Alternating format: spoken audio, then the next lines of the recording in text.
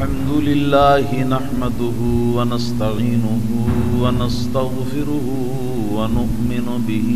ونتوكل عليه ونعوذ بالله من شرور أنفسنا ومن سيئات أعمالنا من يهده الله فلا مضل له ومن يضلله فلا هادي له ونشهد أن لا إله إلا الله وحده لا شريك له ونشهد أن سيدنا ومولانا محمدا عبده ورسوله صلى الله تعالى عليه وعلى آله وصحبه وبارك وسلم أما بعد فأعوذ بالله من الشيطان الرجيم بسم الله الرحمن الرحيم قال الله تبارك وتعالى في القرآن المجيد والفرقان الحميد سبحان الذي أسرى بعبده ليلا من المسجد الحرام إلى المسجد الأقصى الذي باركنا حوله لنريه من آياتنا إنه هو السميع البصير صدق الله العظيم وقال الله تبارك وتعالى في شان حبيبه النبي الكريم صلى الله تعالى عليه وسلم إن الله وملائكته يصلون على النبي يا أيها الذين آمنوا صلوا عليه وسلموا تسليما الصلاة والسلام عليك يا سيدي يا رسول الله وعلى آلك وأصحابك يا سيدي يا حبيب الله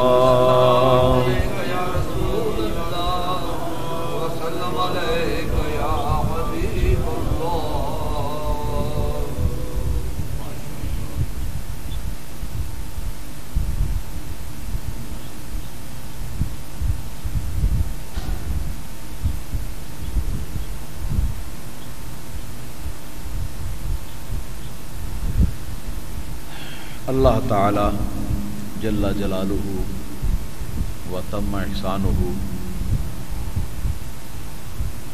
و اعظم سلطانہ و کمل برہانہ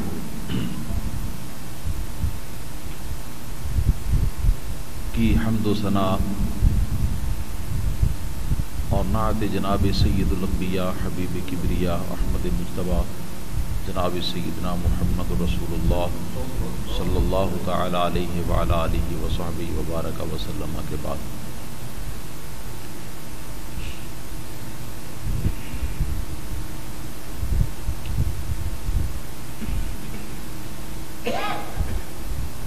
ماہ رجب المرجب شریف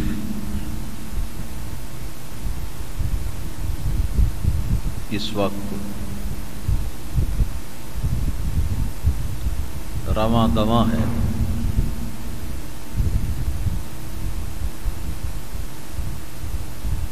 اس مہینے کی نسبت سے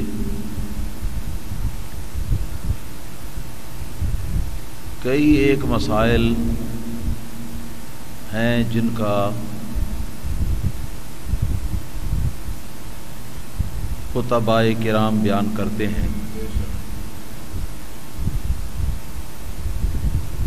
مگر ان سب میں زیادہ اہم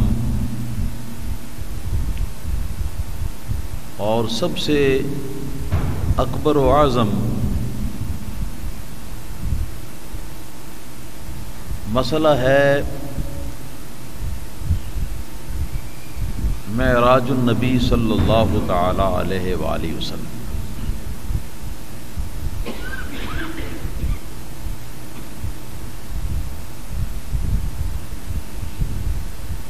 تو ہم اہل سنت و جماعت کا یہ عقیدہ ہے،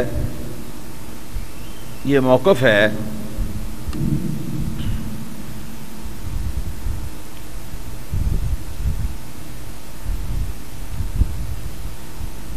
کہ نبی کریم رؤوف الرحیم صلی اللہ تعالی علیہ وآلہ وصحبہ وبارک وسلم کو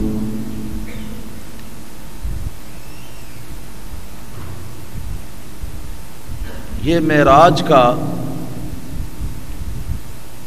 مرتبہ جو عطا ہوا،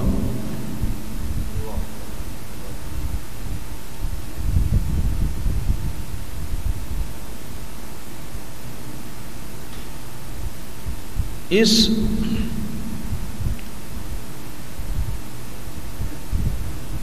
مرتبے پر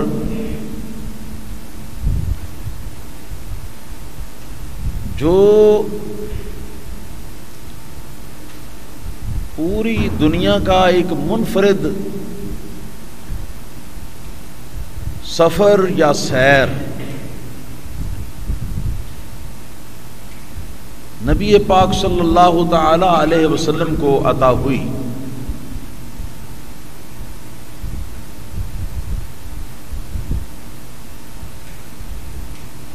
اس کے 3 حصے ہیں۔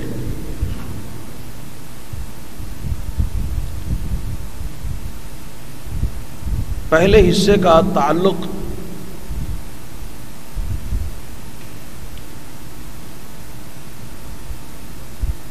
آغاز واقعہ کے ساتھ ہے،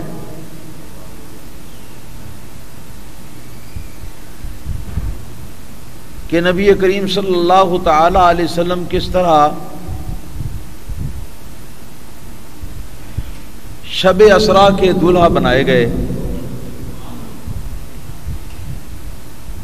اور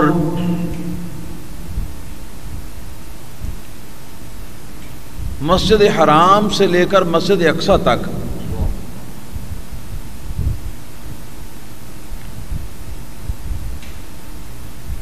سرکار کا سفر ہوا،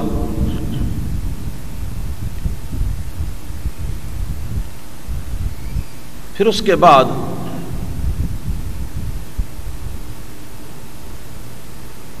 مسجد اقصی کے اندر نبی کریم رؤوف الرحیم صلی اللہ تعالی علیہ وسلم نے تمام انبیاء علیہم الصلاۃ والسلام جو پہلے دنیا میں آ چکے تھے اور اب اللہ تعالیٰ کے حکم سے وہ مسجد اقصی میں جمع تھے، ان سب کی امامت کا سرکار کو جو اللہ پاک نے اعزاز بخشا، یہاں تک ہے پہلا حصہ۔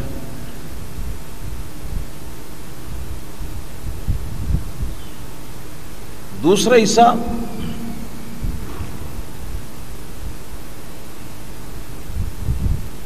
وہ ہے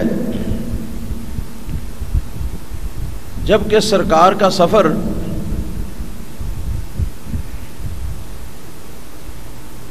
مسجد اقصی کی سرزمین سے آسمانوں کی طرف شروع ہوا اور 7 آسمانوں کو طے کر کے نبی کریم صلی اللہ تعالی علیہ وسلم سدرۃ المنتہا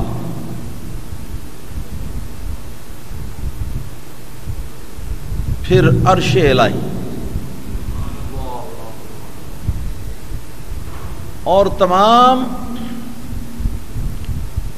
وہ حدود جو مکان یا امکان کے ہیں،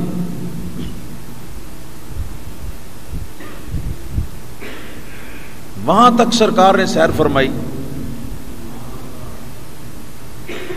یہ دوسرا حصہ ہے۔ تیسرا حصہ جو ہے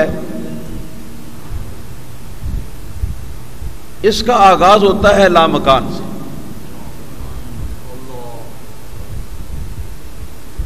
جہاں جس کو آپ جگہ کہتے ہیں،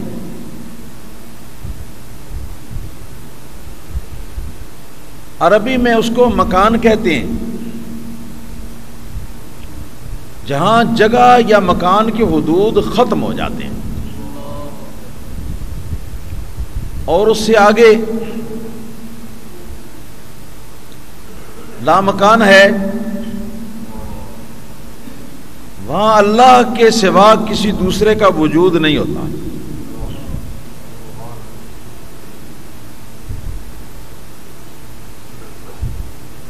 اللہ کے سوا کسی دوسرے کا وجود نہیں،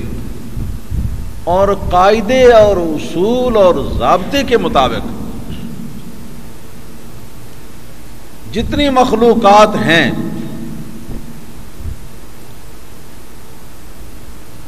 ان کی آخری حد جو ہے وہ ہے جہاں سے لامکان شروع ہوتا ہے، اس سے آگے کوئی مخلوق کبھی نہیں گیا اور جا بھی نہیں سکتا، مگر سرکار دو عالم صلی اللہ تعالی علیہ وسلم کو اللہ پاک نے اپنی ساری مخلوق میں سے یہ مخصوص خصوصیت عطا فرمائی کہ جہاں کسی مخلوق کا امکان ہی نہیں ہے جانے کا، سرکار کو اللہ تعالی وہاں بھی لے گیا، اور وہاں کی معراج کا جو حال ہے وہ زیادہ تر سیکرٹ اور مخفی، اس کے تفصیلات کو ہم نہیں جان سکتے اور نہ ہمارے بس میں ہے کہ ہمارے علم کا مرغ پرواز کر کے وہاں تک پہنچے۔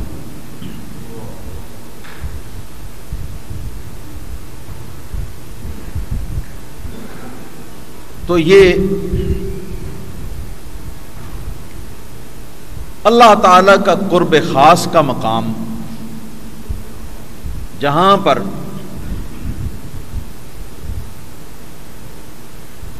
ظاہری طور پر اور واقعی طور پر اللہ تعالی اور سرکار دو عالم صلی اللہ تعالی علیہ وسلم کی بے مثل و بے مثال ملاقات ہوئی، اور عرصہ دراز تک یہ ملاقات جاری رہی۔ بعض ارباب حقیقت یعنی وہ اولیاء اللہ کہ جن کی نظر کائنات کے مخفی اسرار پر ہوتی ہے، جتنا وہ ظاہر میں جو کچھ موجود ہے جس کو ہم بھی اپنی آنکھوں سے دیکھتے ہیں، ہم بھی اپنے کانوں سے سنتے ہیں، اس سے کہیں زیادہ ان کی نظر اور ان کے حواس جو ہیں ان کا تعلق جو ہے وہ عالم میں باطن کے ساتھ ہوتا ہے۔ ان حضرات میں سے بعض حضرات کا فرمانا یہ ہے کہ اللہ تعالی کی اور اس کے نبی کریم صلی اللہ علیہ وسلم کے درمیان اس لامکان کے تنہائی کے مقام پر کوئی 18,000 ٹاپک پر مکالمے ہوئے،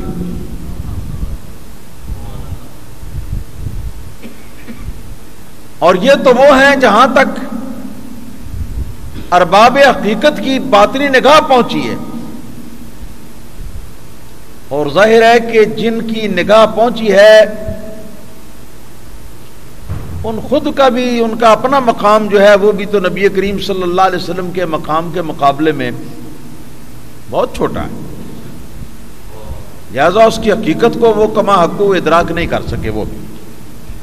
جس حد تک ان کے سمجھ میں آیا انہوں نے بتا دیا۔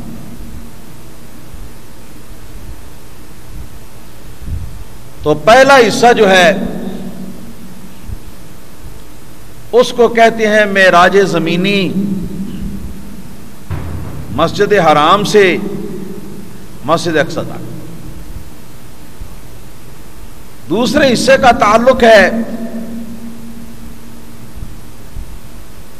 معراج آسمانی یا عالم بالا کی سیر، اور تیسرے حصے کا نام ہے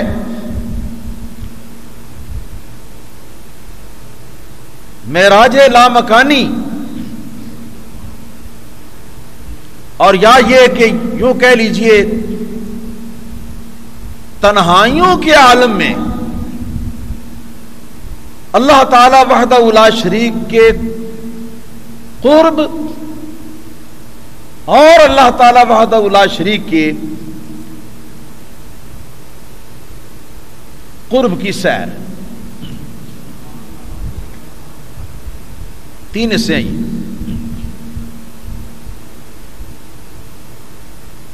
پہلے حصے کا عام علماء کرام فرماتے ہیں کہ بیان قرآن کریم کے اندر آیا ہے، دوسرے حصے کا بیان عام علماء کرام فرماتے ہیں کہ نبی کریم صلی اللہ تعالی علیہ وسلم کی متواتر حدیثوں میں آیا ہے، اور تیسرا حصہ جو ہے اس کی طرف اشارات ہوئے ہیں، اس کا تفصیلی بیان نہیں۔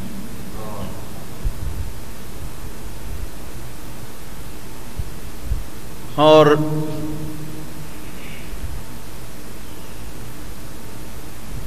علماء محققین ارشاد فرماتے ہیں کہ تینوں کا ذکر قرآن کریم کے اندر آیا ہے۔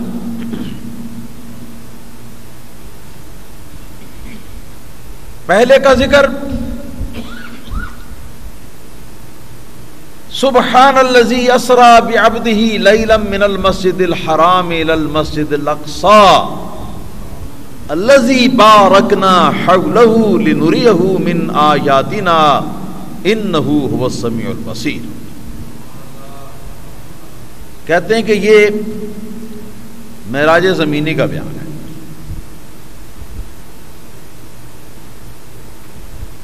اور معراج آسمانی کا بیان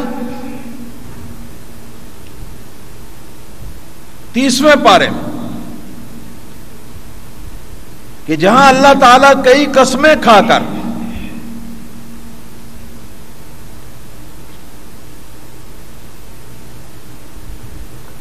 رات کی قسم کھا کر واللیل اذا عسعس، اور صبح کی قسم کھا کر والصبح اذا تنفس، اور بہت ساری قسمیں مزید کھا کر اللہ تعالیٰ فرماتا ہے لَتَرْكَبُنَّ طَبَقًا عَنْ طَبَقٍ،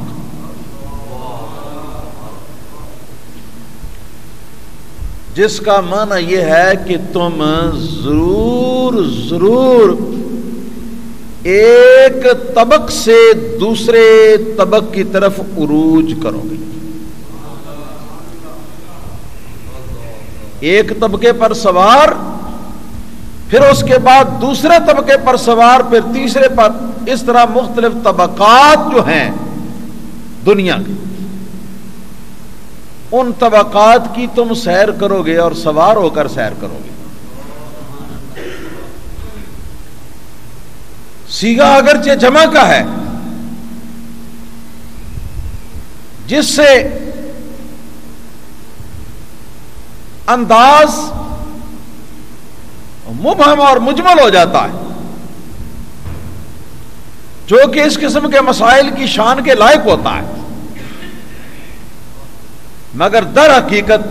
یہ خطاب جناب محمد مصطفیٰ احمد مجتبیٰ صلی اللہ علیہ وسلم کی ذات بابرکات کو، اور جو تیسرا حصہ ہے اس کا ذکر بھی قرآن کریم کے اندر آیا ہے، اور یہ ہے قرآن کریم کی سورۃ النجم میں۔ سورۃ النجم.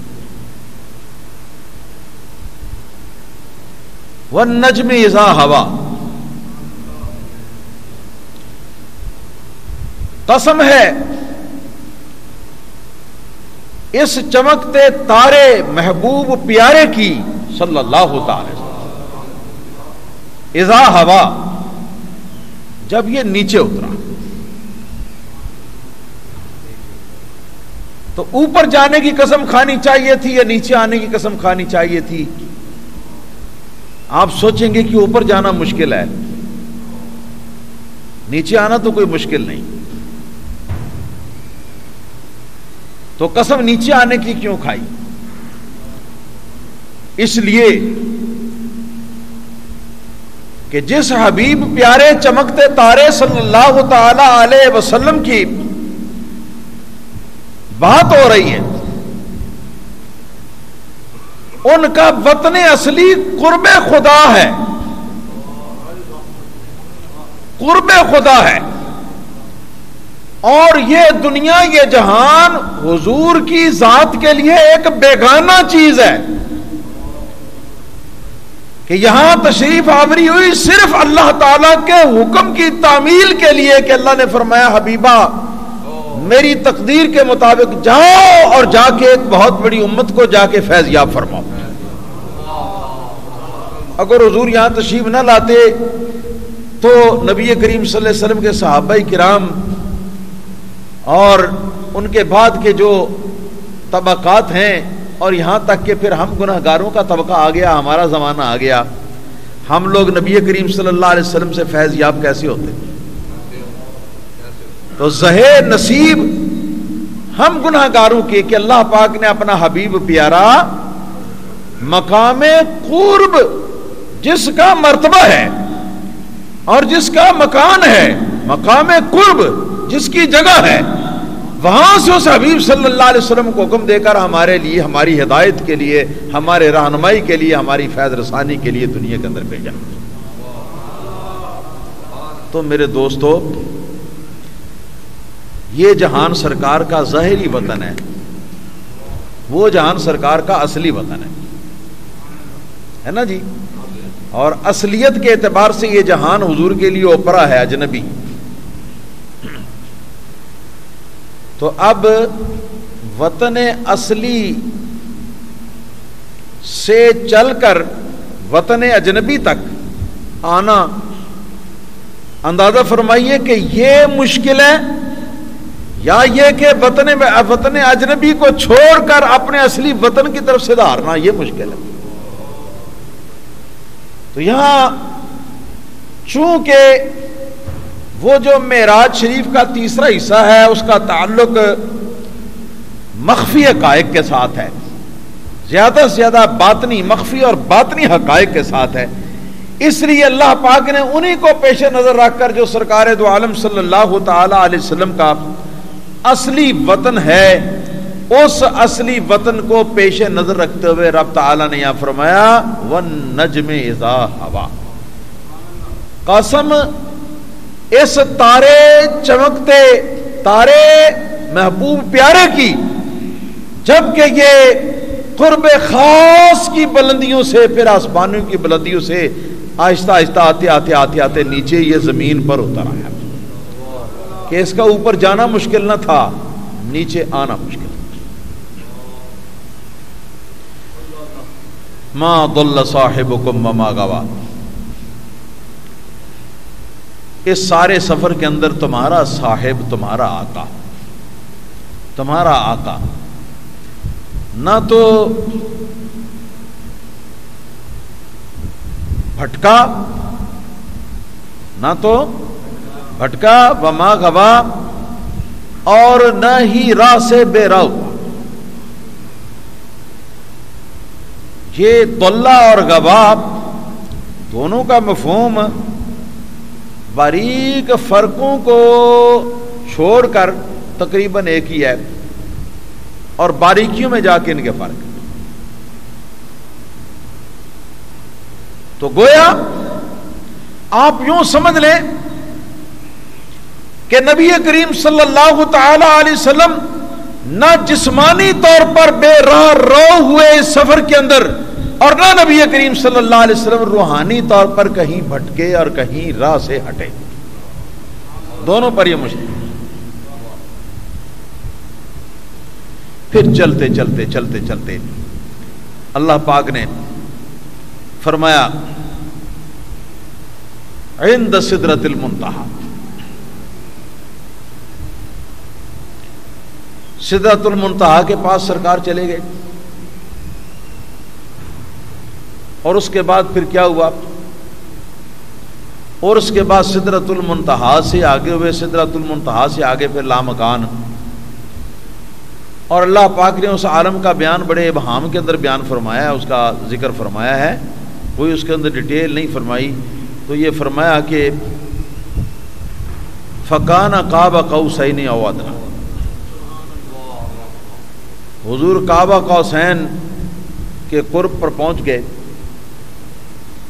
یا اس سے بھی بلکہ اس سے بھی زیادہ قریب، کہ چونکہ کعبہ قوسین سے بڑھ کر قرب کا پیمانہ کوئی نہیں ہے نا عربی میں، کعبہ قوسین کا لفظ اس وقت بولتے تھے، وہ تیر اور کمان کا زمانہ تھا، جب دو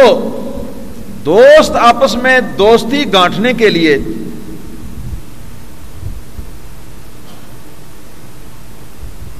اقدام کرتے تو وہ دو کام کرتے، ایک تو یہ کہ پگڑیاں تبدیل کرتے، میری پگڑی تمہارے سر پر اور تمہاری میرے سر پر، دوسرے نمبر پہ یہ کہ دونوں اپنے کمان نیچے اوپر رکھ کر جوڑتے، دو کمانوں کو نیچے اوپر اس طرح رکھتے، یہ اس طرح آدھا قوس ہوتا ہے کمان، آدھا دائرہ، تو آدھا دائرہ کمان ایک، اور اس کے اوپر اسی طرح دوسرا کمان بھی رکھ دو، اب دو کمان رکھ کر، تو یہاں رسی ہوتی ہے کمان کی، یا وہ ڈورا ہوتا ہے چمڑے کا پرانے زمانے کے اعتبار سے، یہاں پر اس ڈورے کے اوپر تیر کا جو مڈ ہوتا ہے، تیر کا مڈ، اس کو رکھتے ہیں، اور پھر تیر سیدھا آگے چل کر تو آگے کمان کا دائرہ جو ہے نا، اس دائرے کو کراس کرتا ہوا تو اس کا کچھ حصہ آگے بڑھ جاتا ہے، تو پھر یہاں سے اس رسی کو پکڑ کر اور تیر کو اور کمان کو، یہ کمان ہے تو یہاں سے اس کو پکڑ دیں، یہاں سے پکڑ کر دیں، اس کو کھینچتے ہیں رسی کو زور سے کھینچتے ہیں، اور تیر کی لکڑی جو ہوتی ہے بڑی طاقتور لکڑی ہوتی ہے، تو وہ لچک کھاتی ہے، اس کے کھینچنے کی وجہ سے لچک کھاتی ہے، اور جب خوب یہ جتنی لچک ہوتی ہے اتنی لچک یہ اس کی لے آتے ہیں، تو پھر ایک دم اس کو چھوڑتے ہیں، تو ایک دم اس کے چھوڑنے سے وہ لچک ختم ہوتی ہے، اور لچک ختم ہونے کے ساتھ رسی کھینچی ہوئی سیدھی ہوتی ہے، اور اس کے دباؤ سے تیر جو ہے وہ آگے چل جاتا ہے، تیر چل جاتا ہے، پھر جتنے کسی کے بازو کے اندر پاور زیادہ ہو اتنا ہی اس کا تیر دور تک پہنچتا تھا، تو تیر چلایا جاتا تھا ایک کمان کے اوپر رکھ کر، مگر جب دو کمان جوڑ لیں، نیچے اوپر رکھ لیں اور دو کمان رکھ کر، تو ادھر سے ایک پکڑ رہا ہے اور دوسرا جو ہے اس نے ادھر سے پکڑا ہوا اپنے بائیں ہاتھ سے، ایک نے دائیں ہاتھ سے یہاں سے پکڑا ہوا ہے، دوسرے نے بائیں ہاتھ سے یہاں سے پکڑا ہوا ہے، اور اسی طریقے سے یہ اپنے دوسرے جو ہاتھ بچ گئے ہیں ان ہاتھوں کے ساتھ وہ اس تیر کو، رسی کو اکٹھے پکڑ کے زور لا کے کھینچتے ہیں، اور کھینچ کر تو اکٹھے چھوڑتے ہیں۔ اس کا مطلب یہ ہے جس کو تو مارے گا اس کو میں ماروں گا، جس کو تو چھوڑے گا اس کو میں چھوڑوں گا، جس کے ساتھ تیری جنگ ہوگی اس کے ساتھ میری جنگ ہوگی، جس کے ساتھ تیری صلح ہوگی اس کے ساتھ میری صلح ہوگی۔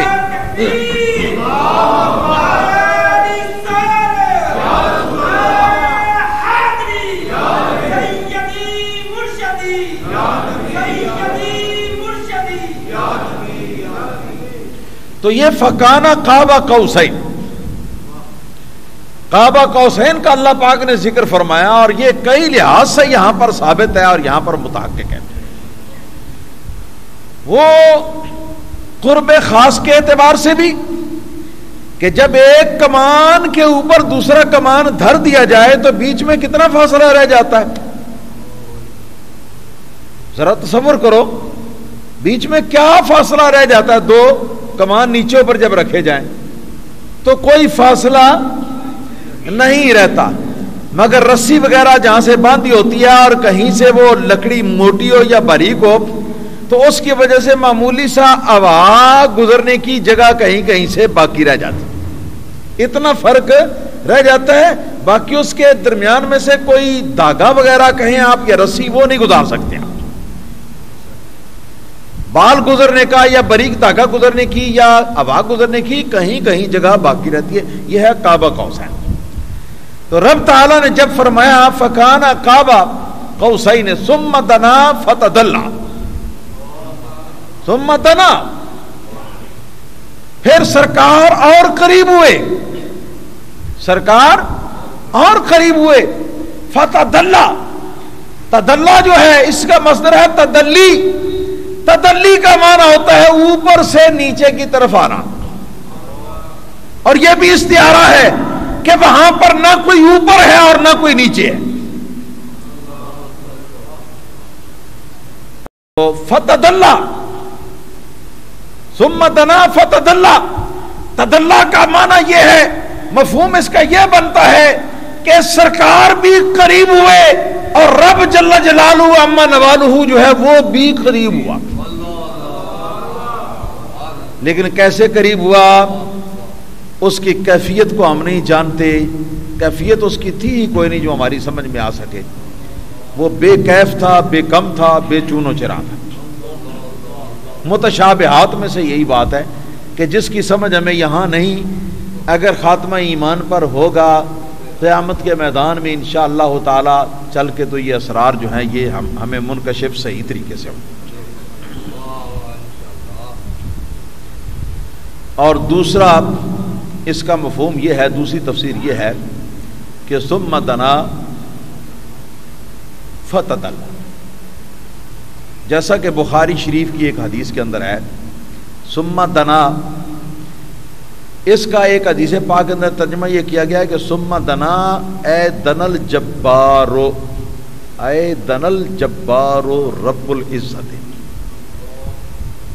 دنا کا معنی قریب ہوا، کون قریب ہوا، اس کا فاعل کون ہے؟ ایک حدیث پاک کے اندر بیان کیا ہے، ایک احتمال اس میں یہ ہے کہ اس کا فاعل نبی کریم صلی اللہ علیہ وسلم ہے کہ حضور قریب ہوئے، یعنی آپ تو وہ بلندی کا سفر کر ہی رہے تھے نا، تو اس سفر کو کرتے کرتے کرتے کرتے قرب خاص حاصل ہوا نبی کریم صلی اللہ علیہ وسلم کو۔ اور یہاں پر بیان کرنا اس چیز کا مقصود ہے فتدلی سے کہ یہی نہیں کہ محبوب صلی اللہ تعالی علیہ وسلم کو خواہش تھی اللہ تعالی سے ملنے کی، بلکہ اللہ کو بھی خواہش تھی اپنے محبوب علیہ الصلوۃ والسلام کے ساتھ وصال فرمانے کی۔ تو اس لیے ادھر سے دنو ہوا، ادھر سے تجلی ہوئی، ادھر سے صعود ہوا، ادھر سے ترقی ہوئی، اور ادھر سے اللہ تعالی وحدہ لا شریک کی طرف سے اور زیادہ قرب ہوا، اور زیادہ قرب۔ وہ جیسے لوہا اور مقناطیس ہوتا ہے نا، یہ میں ایک مثال دیتا ہوں، وہاں پر فٹ کرنے کے لیے نہیں،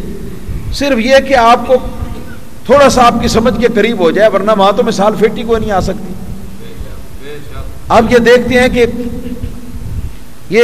کبھی کسی موچی کے پاس آپ نے کھڑے ہو کر دیکھا ہو، شام کے وقت جس وقت وہ فٹ پاتھ پر بیٹھا ہوا دن بھر جوتے پالش کرتا ہے، گانٹتا ہے جوتے، ان کو ٹانکے وغیرہ لگاتا ہے، کیل وغیرہ لگاتا ہے، تو اس نے کیل وغیرہ زمین کے اوپر پھیلائے ہوتے ہیں، اور شام کو اس وقت چھٹی کرتا ہے تو اس وقت اس کے پاس ایک مقناطیس لوہا ہوتا ہے، مقناطیس، اس مقناطیس لوہے کو پکڑ کر تو وہ نیچے سے ایک ایک کیل گرد و غبار میں سے وہ چن تو نہیں سکتا نا، بڑی دیر لگتی ہے، تو اس کو سامنے کرتا ہے تو سارے کیل جو ہیں وہ چھلانگ لگا کر اس کے ساتھ چمٹ جاتے۔ بات سمجھ میں آئی کہ نہیں آئی؟ یعنی یہ کہ مقناطیس کو طلب ہوتی ہے کس کی؟ لوہے کی، اور لوہے کو طلب ہوتی ہے مقناطیس کی، دونوں کو ایک دوسرے کا قرب درکار ہوتا ہے. تو مطلب یہ اس سے نکلتا ہے کہ صرف ایک طرف سے طلب نہیں تھی بلکہ طلب دو طرفہ تھی. اور آج کل یک طرفہ ٹریفک تو بڑی دنیا چلاتی ہے. ہاں جی، بڑی دنیا چلاتی ہے. کئی بے وقوف بغیر کسی ظاہری ملاقات کے، میں فلمیں اور ڈرامے دیکھ کر تو فلمی اداکاراؤں کے عاشق اور دیوانے بن جاتے ہیں اور ان کو خط لکھتے ہیں اور ان کو پتہ نہیں کیا کیا کرتے ہیں، فون کرتے ہیں تو وہ اٹھانا نہیں چاہتی ہیں کہ میں تمہارے لیے میری جان بھی قربان ہے، میرا مال بھی قربان ہے، گھر بار بھی، یہ بھی وہ بھی. یہ ہے یہ ون وے ٹریفک، یک طرفہ محبت کی ٹریفک کی بات کرتا ہوں. اسی طرح دنیا میں اس کی اور بھی مثالیں ہیں کہ اس طرح یک طرفہ یہ محبت کی ٹریفک عام طور پر چلتی ہے، مگر رب تعالیٰ نے یہاں پر یہ بیان کرنا چاہا ثم دنا فتدلی سے کہ یہ یک طرفہ نہیں ہے، بلکہ حبیب کو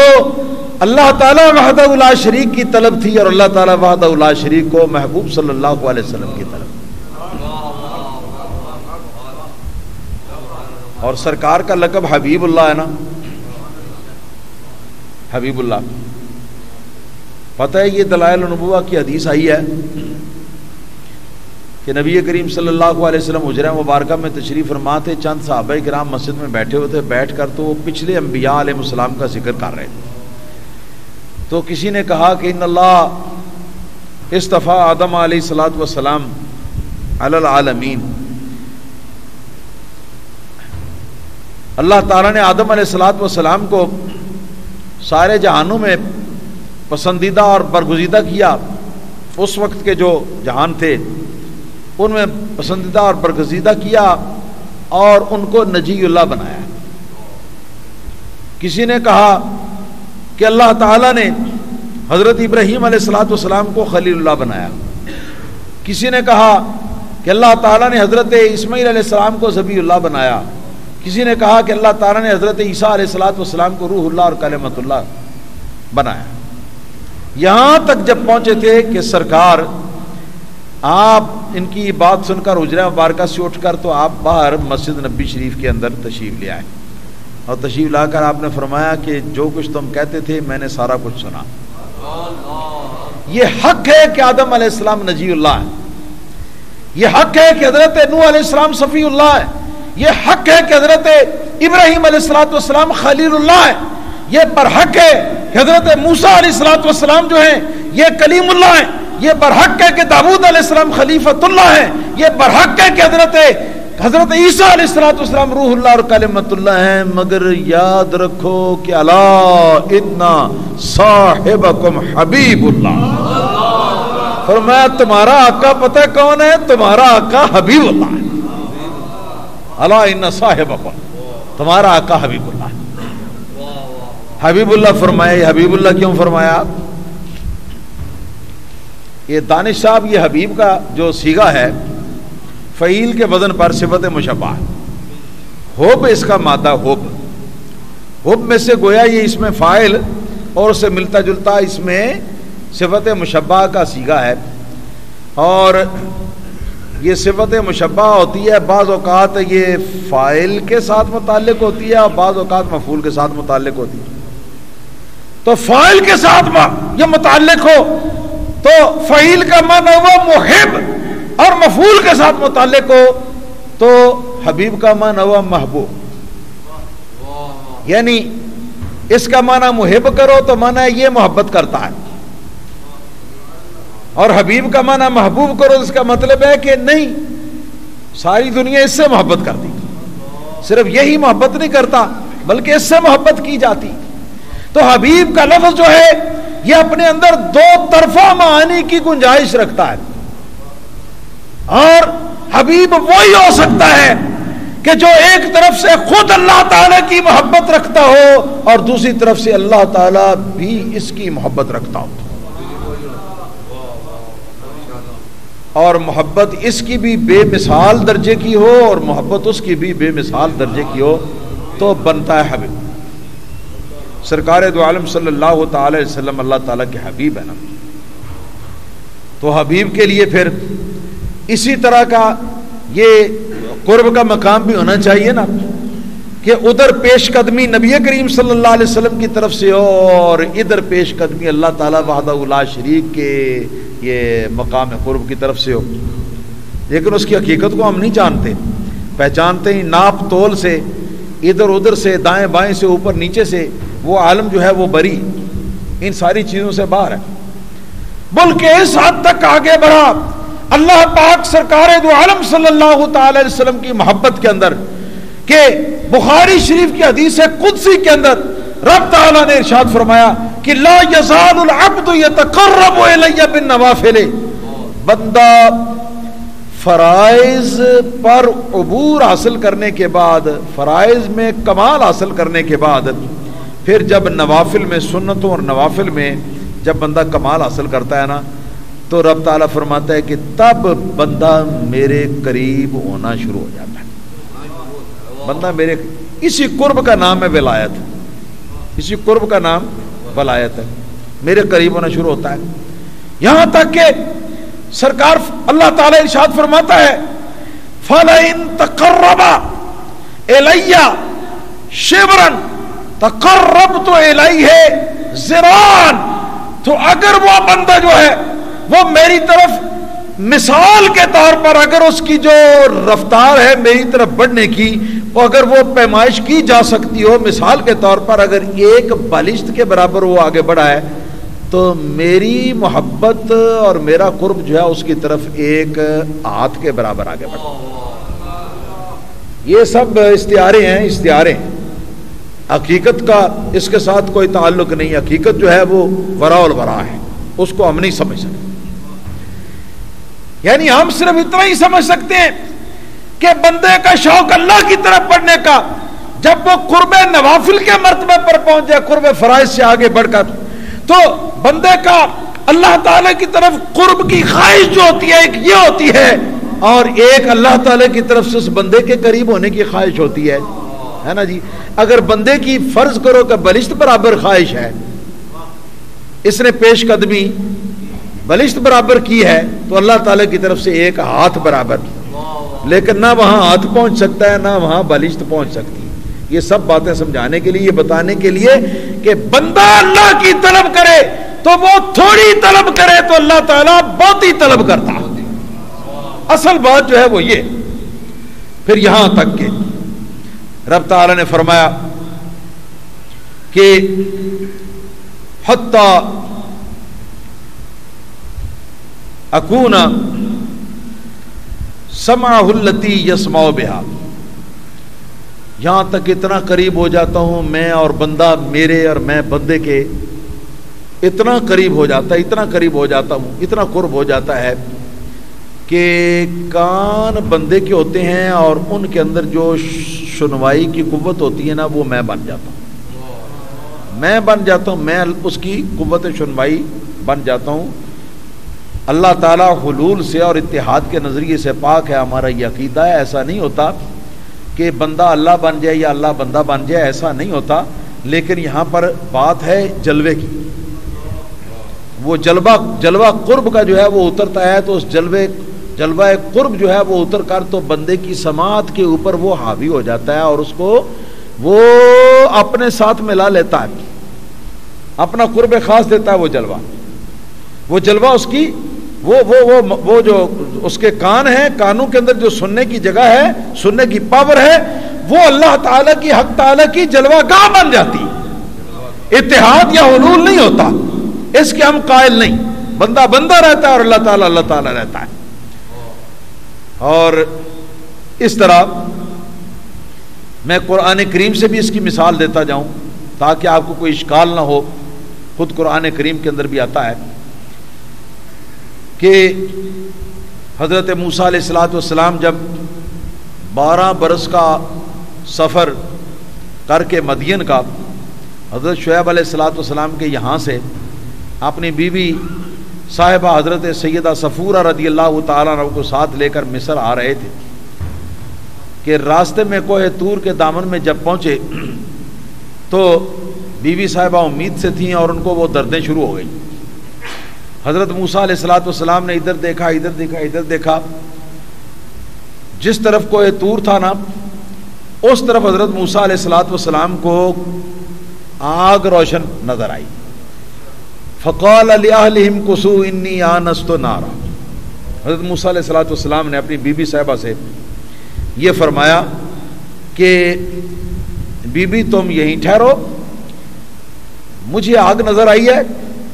میں وہاں جاتا ہوں اور جا کے تھوڑی سی آگ لے کے آتا ہوں تاکہ یہاں لکڑیاں جمع کر کے ان کو میں جلاؤں، لعلکم تستلون، تاکہ سردی کے اس موسم میں اور اپنی جسمانی اس حالت میں آپ اس کو سیک سکیں اور اس کی حرارت سے کچھ تسکین حاصل کر سکیں. تو بی بی صاحبہ نے کہا کہ ٹھیک ہے جائیے. حضرت موسیٰ علیہ الصلوۃ والسلام چلے وہاں سے، اور جب چلے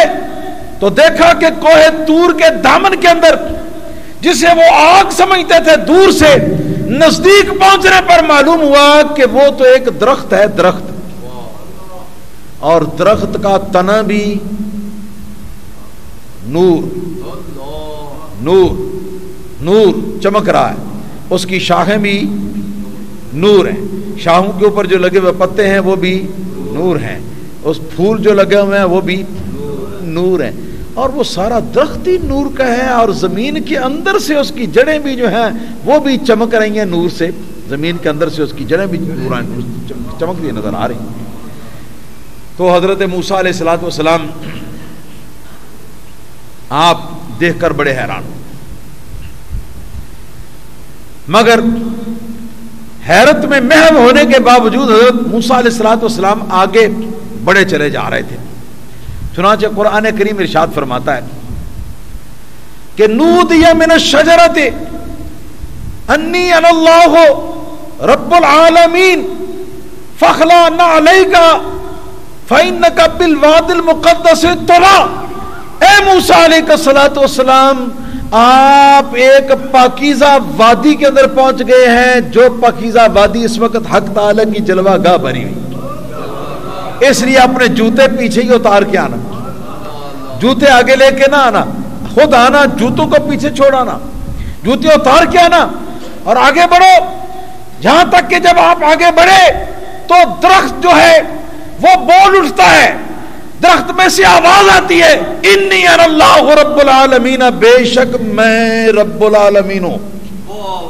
یہ قرآن کہتا ہے، میں نہیں کہتا، قرآن کہتا ہے، حدیث نہیں کہتی، کوئی کسی بزرگ کی تفسیر نہیں کہتی، کسی ولی اللہ کا یہ کشف نہیں کہتا، بلکہ یہ قرآن کے سیدھے سیدھے صاف صاف الفاظ ہیں کہ نودی من الشجرۃ، درخت میں سے آواز آئی، آواز سنائی دی انی اللہ رب العالمین، کہ بے شک میں ہی رب العالمین ہوں. ذرا ہوش سنبھل کے، یہ کیا تھا؟ کیا درخت اللہ بن گیا تھا؟ کبھی نہیں ہو سکتا. اللہ درخت بن گیا ہو یہ بھی کبھی نہیں ہو سکتا. جس طرح مخلوق خالق نہیں بن سکتی تو خالق تعالی جو ہے وہ مخلوق نہیں بن سکتا. حلول اور اتحاد کا نظریہ جو ہے یہ شرک کا نظریہ ہے، اس سے ہمارا دین اور ہمارا ایمان اور ہمارا مذہب پاک ہے. بات کیا تھی؟ وہی کن تو سمع التی یسمع بہا،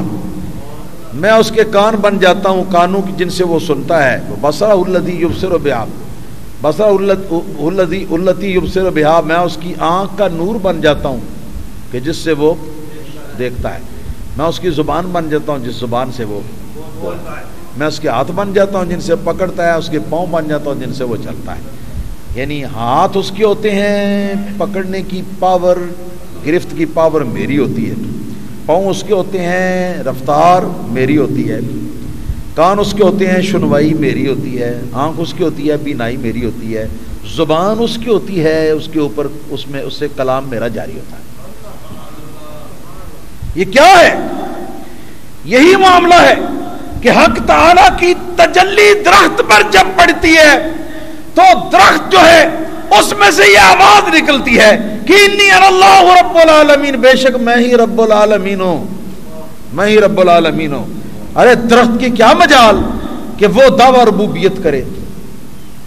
یہ آواز، یہ کلام جو ہے یہ اسی کا کلام تھا کہ جس کو یہ شایان شان ہے کہ وہ رب العالمین کہلا سکے. درخت کا کلام نہیں تھا. درخت تو کن تو سما التی یسما بہا کا مصداق، وہ تو جلوہ گاہ تھا درخت، اور حق تعالیٰ کا جلوہ اترا ہوا تھا اس درخت کے اوپر، اور وہ جو تجلی درخت کے اوپر پڑی ہوئی تھی، اور کوہ طور کے اوپر بھی تجلی جو نازل ہوئی تھی، اس تجلی کے حوالے سے اللہ تعالیٰ وحدہ لا شریک خود متکلم ہو رہا تھا. یعنی وہ درخت تھا، اللہ تعالیٰ تھا، مگر درخت کے اندر جو نورانیت جو ظاہر ہو رہی تھی وہ اللہ تعالیٰ وحدہ لا شریک کی تھی، اور جو کلام اس میں سے خارج ہو رہا تھا وہ کلام بھی اللہ تعالیٰ وحدہ لا شریک کا. تو پچھلی امتوں میں تو انبیاء علیہ الصلوۃ والسلام کے لیے یہ مقام تھا، مگر سرکار ایسے حبیب اللہ ہیں، اللہ کے محب بھی اور اللہ کے محبوب بھی. حبیب کا معنی محب بھی اور محبوب بھی. ایسے اللہ تعالیٰ کے محب و محبوب ہیں کہ سرکار دو عالم صلی اللہ علیہ وسلم کا ایک عام امتی جو ہے، جو فرائض پر پابندی کرنے کے بعد نوافل کے اوپر پابندی کرنی شروع کرے، تو اس سے یہ بھی اللہ تعالیٰ وحدہ لا شریک کی طرف بڑھنا، اللہ تعالیٰ کی وحدہ لا شریک کے قرب کی طرف، اس کو بھی ترقی نصیب ہوتی ہے. اور ایسی ترقی نصیب ہوتی ہے کہ اللہ پاک وحدہ لا شریک فرماتا ہے کہ اگر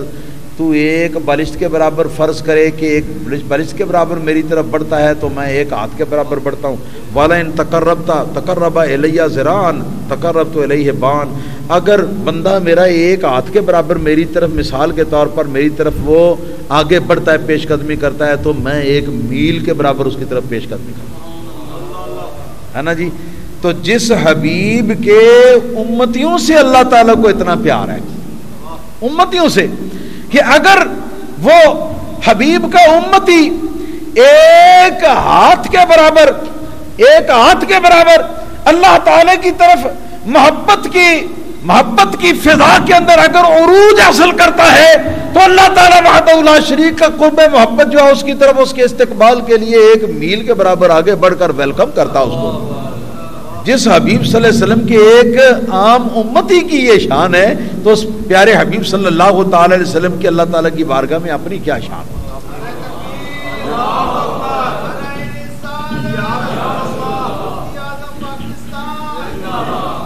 یہ صرف میں نے اس لیے پیش کیا ہے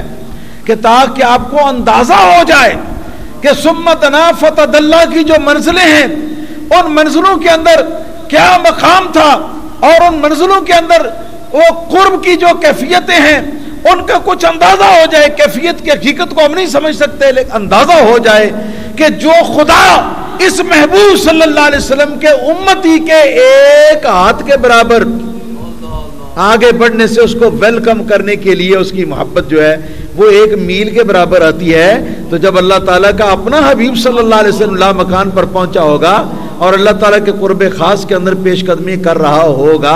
اپنی رفتار محمدیت کے ساتھ یہ پیش قدمی کر رہا ہوگا، تو اس وقت اللہ تعالیٰ کی محبت جو ہے وہ کتنی آگے بڑھ کر ویلکم کرنے کے لیے، اس کو استقبال کرنے کے لیے آگے آئی ہوگی. یہ مفہوم ہے ثم دنا فتدلی.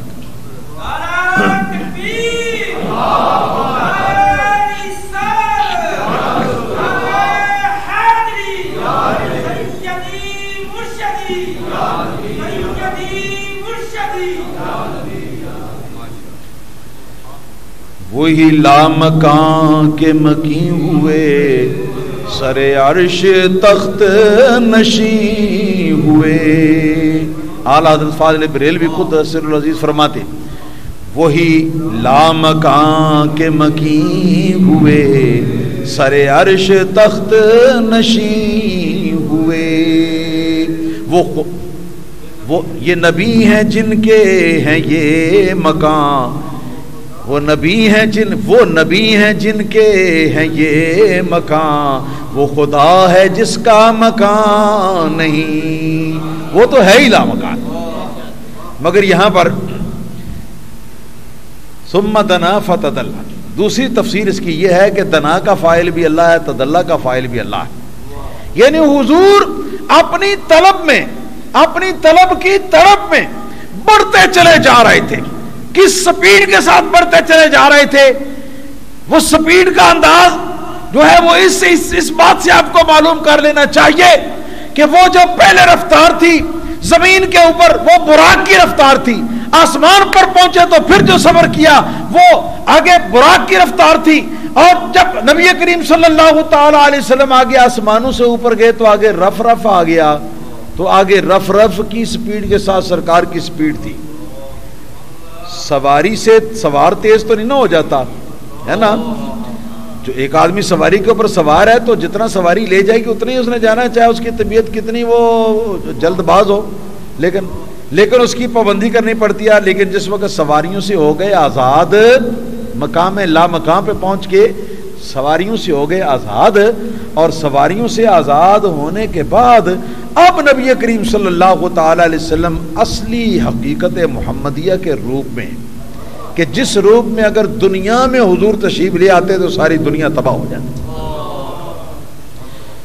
لی مع اللہ وقت لا یسعنی فیہ ملک مقرب ولا نبی مرسل، یہ ایک حدیث ہے جس کو ملا علی قاری رحمت اللہ تعالی علیہ نے مرقات شرح مشکات کے اندر نقل کیا ہے کہ سرکار دو عالم صلی اللہ علیہ وسلم ارشاد فرماتے ہیں کہ اللہ تعالی کے قرب میں میرا ایک ایسا مقام اور ایک ایسا میری ایک ایسی حالت آتی ہے کہ جس حالت میں نہ تو کوئی مقرب فرشتہ اور نہ کوئی مرسل پیغمبر جو ہے وہ مجھے دیکھنے کی تاب رکھتا ہے، مجھے دیکھنے کی تاب نہ کسی فرشتے میں اور نہ مقرب فرشتے میں اور نہ کسی اللہ تعالیٰ کے مرسل پیغمبر میں۔ تو یہ وہی مقام ہے کہ مقام محمدیت پہ جب آپ، حقیقت محمدیہ پہ جب آپ فائز ہوں تو پھر براق اس کے آگے کیا ہے، پھر اس کے آگے رف رف کیا ہے، اس کی پاور کا کیا اس کا تذکرہ کرنا ہے۔ وہاں تو انبیاء مرسلین کی جو روحانی قوتیں ہیں وہ بھی دیکھنے کی قوت نہیں رکھتی، اور حضرت جبریل علیہ السلام جیسے جو ہیں وہ بھی دیکھنے کی سکت نہیں رکھتے۔ ساتھ چلنا تو درکنار ہے، ساتھ چلنا تو درکنار ہے کہ اگر آگے بڑھوں واللہ لو دنوت ان ملتا شعر لا ان ملتن لخترکت شعر شعری، کہ واللہ یا رسول اللہ صلی اللہ علیہ وسلم یہ سدرۃ المنتہا میری آخری منزل ہے، اس سے آگے جب سرکار نے فرمایا نا، جنہوں نے عرض کیا کہ حضور بس اب میں اب رہتا ہوں، آپ تشریف لے جائیں، آپ نے فرمایا کہ کتنی دور سے مجھے اٹھا کے جگا کے لے کے آیا، تو یہ کوئی اچھی بات، دوستی کا حق تو ادا نہیں کیا کہ اب مجھے چھوڑ کے جانا چاہتا ہے اور میں اکیلا جاؤں گا۔ تو جبریل علیہ السلام نے عرض کیا کہ یا رسول اللہ جو اوپر جا رہے ہیں نا تو انوار اور تجلیات کی اس قدر کثرت ہو رہی ہے، اس قدر کثرت ہو رہی ہے کہ مجھے ڈر ہے اب میں ایسے مقام پر پہنچ چکا ہوں کہ اگر انگلی کے ایک پورے کے برابر بھی میں اوپر جاؤں تو میرے بالوں پر سارے کے سارے جل جائیں۔ عام علماء نے یہ اس سے سمجھا ہے کہ اس سے مراد اللہ تعالیٰ کے تجلیات ہیں اور اس سے مراد اللہ تعالیٰ کے انوار ہیں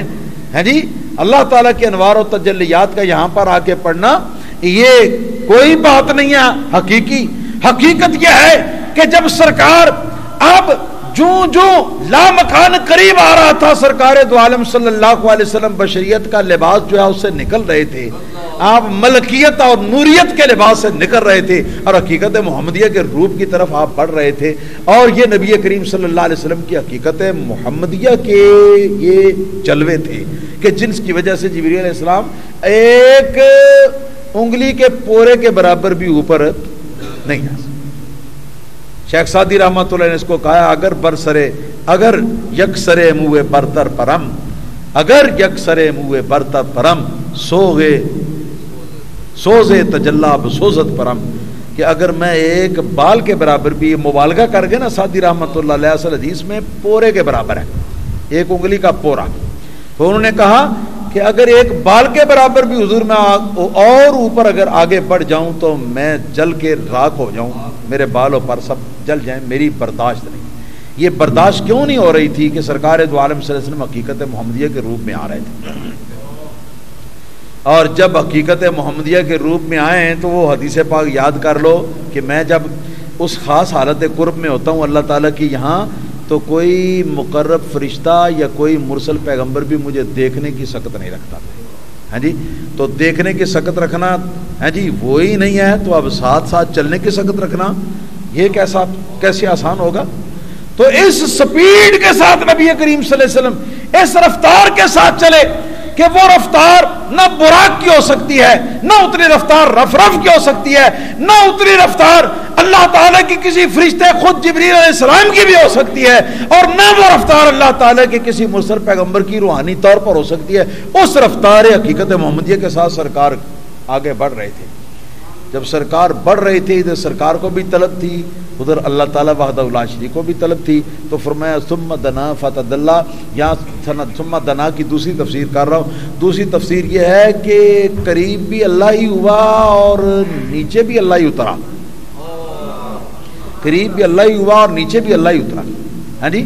وہاں پر بس سمجھانا یہ چاہتا ہوں کہ ادھر سے اللہ تعالیٰ کی طرف سے پیش قدمی ہوتی تھی، ادھر سے نبی کریم صلی اللہ علیہ وسلم کی طرف سے پیش قدمی ہوتی تھی، اور اس کی رفتار کا اندازہ ایک طرف رسول اللہ صلی اللہ علیہ وسلم کی جو پیش قدمی کی رفتار تھی وہ میں پیش کر چکا ہوں، اور اللہ تعالیٰ کی طرف سے جس حساب سے یہ پیش قدمی ہو رہی تھی اس کا اندازہ وہ اس حدیث پاک کی روشنی میں پیش کر چکا ہوں کہ حضور کا ایک امتی اگر ایک ہاتھ کے برابر آگے بڑھتا ہے تو اللہ تعالیٰ کی قرب کی تجلی اور اللہ تعالیٰ کی محبت کی تجلی ایک میل کے برابر آگے بڑھتی ہے اس کو لینے کے لیے۔ تو ایک عام امتی جو سرکار کا ہے اللہ پاک کو اس کی اتنی قدر ہے، تو خود محبوب خدا ساری امت کے سربراہ جو ہیں ان کا مرتبہ اور مقام کیا ہوگا؟ اس سے اندازہ ہوتا ہے کہ رسول اللہ صلی اللہ علیہ وسلم اپنی جتنی بھی رفتار کے ساتھ آپ بڑھے، جتنی بھی رفتار کے ساتھ بڑھے، اس سے زیادہ رفتار جو ہے اللہ تعالیٰ کے قرب محبت کی تھی، کہ اللہ تعالیٰ جس قرب محبت کے ساتھ نبی کریم صلی اللہ علیہ وسلم کو آگے گویا کہ استقبال فرما رہا تھا۔ تو پھر آگے کیا ہوا؟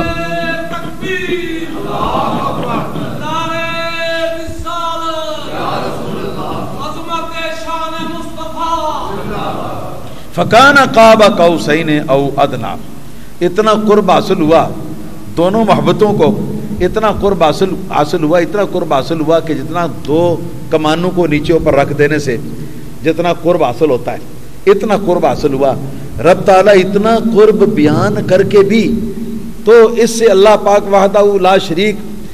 نے یہ اللہ تعالیٰ وحدہ لا شریک نے یہ سمجھا کہ ابھی حق ادا نہیں ہوا قرب کے بیان کرنے کا، تو رب نے او ادنا فرما کر تو رب تعالیٰ نے اس سے بھی آگے کا مرحلہ جو اس کا بیان کر دیا، فرمایا کہ دو کمان جس طرح ملاتی ہیں آپس میں تو ان کے درمیان جس طرح قرب ہوتا ہے، اس طرح اللہ کا حبیب جو ہے اللہ تعالیٰ وحدہ لا شریک سے قریب ہوا، اور اللہ کے اپنے حبیب سے قریب ہوا، بلکہ او ادنا، بلکہ اس سے بھی زیادہ، اس سے بھی زیادہ اور اس سے بھی زیادہ۔ تو اس زیادتی کو ہم نہیں پیمائش کر سکتے، ہمارے بس میں نہیں ہے۔ آگے جو حالات ہیں وہ حالات ایسے ہیں کہ ہمیں آگے بڑھنے ویسے ہی نہیں دیتے، ہماری سوچوں کے اوپر ویسے ہی پابندیاں لگ گئی۔ کیسے پابندیاں لگ گئی ہیں؟ وہ نہیں آپ نے سنا ابھی کہ لا مکان پر کوئی مخلوق نہیں جا سکتا، مکان کی حد تک مخلوقات جا سکتی ہے نا جی، لا مکان پہ مخلوق نہیں جا سکتا، لا مکان پہ صرف خالق کا وجود ہوتا ہے، اور اس کا خالق کا وجود اپنی قدرت کے ساتھ لا مکان پہ بھی ہوتا ہے اور مکان پر بھی ہوتا ہے، لیکن مکان کے اوپر اللہ تعالیٰ وحدہ لا شریک کی مخلوق جو ہے محدود ہے، لا مکان تک اللہ تعالیٰ کی مخلوق نہیں جا سکتی۔ اب جب مخلوق کے اوپر پابندی ہے، کوئی مخلوق نہیں جا سکتا، اب سرکار اس کے باوجود تشریف لے گئے، اب سمجھ میں نہیں آتا، سمجھ میں نہیں آتا کہ آگے ہم کیا کہیں، آگے ہم کیا کہیں، ہماری سمجھ سے یہ بات بالا تر ہے۔ اور پھر یہ قرب یہ کعبہ قوسین کا قرب تھا، رب تعالیٰ نے اس کو کہہ کے پھر اس کے بعد رد کر دیا، فرمایا واتنا اس سے بھی زیادہ، بلکہ اس سے بھی زیادہ۔ اب اس قرب کی جو کیفیت ہے وہ کیفیت جو ہے، اگر کبھی دنیاوی معاملات کے اندر یہ کیفیت ہوتی نا، دنیاوی معاملات کے اندر، تو میں اس کی مثال اس طرح دیتا کہ جس طرح آپ بجلی کے تار کے اندر برقی رو آتی ہے نا جی، من تو شدم تو من شدی، من تن شدم تو جان شدی، تا کس نہ گوید بعد ازاں من دیگرم تو دیگری، ہے جی، یا جس طریقے سے مثال کے طور پر انسان کے بدن کے اندر جان ہوتی ہے، اور وہ ادنا تو پھر اسی طرح ہو سکتا ہے نا، ہاتھ کے اوپر ہاتھ دھرا ہے تو یہ کعبہ کا حسین ہے، کعبہ کا حسین ہے، اور اس سے بڑھ کر کیا ہوگا؟ بڑھ کر یہی ہوگا نا ہمارے دیکھے میں، ادھر کی بات نہیں کرتا، توبہ توبہ توبہ، مجال نہیں ہے وہاں کی بات کرنے کی، میں یہاں سمجھانے کے لیے بات کرتا ہوں، جو یہ کعبہ کا حسین تو ہو گیا یہاں، مگر یہ کعبہ کا حسین سے اور زیادہ کیا ہوگا؟ وہ یہی ہوگا نا کہ یہ اس میں گھس جائے، یہ اس میں گھس جائے، ان دونوں کا تداخل ہو جائے، جیسے کہ بجلی کا تار جو ہے وہ برقی رو کے ساتھ ساتھ جی اس طرح شامل ہو گیا کہ برقی رو اس کے اندر گزر رہی ہے اور برقی رو میں کے اندر سے تار گزر رہا ہے۔ لیکن یہ باتیں ہمارے دنیاوی معاملات کو سمجھانے کے لیے، توبہ توبہ توبہ، وہاں اگر کوئی ایسی بات کی تو ایمان نہیں رہے گا، اس کی حقیقت وہ اللہ تعالیٰ وحدہ لا شریک ہی زیادہ بہتر جانتا ہے، یہ اللہ تعالیٰ کا رسول ہی۔ معذرت چاہتا ہوں، آئندہ انشاءاللہ تعالیٰ نہیں ہوگا، تو آئندہ جمعۃ المبارکہ نبی کریم صلی اللہ علیہ وسلم کے معراج پاک کا اور پہلوؤں سے انشاءاللہ تعالیٰ ذکر ہوگا۔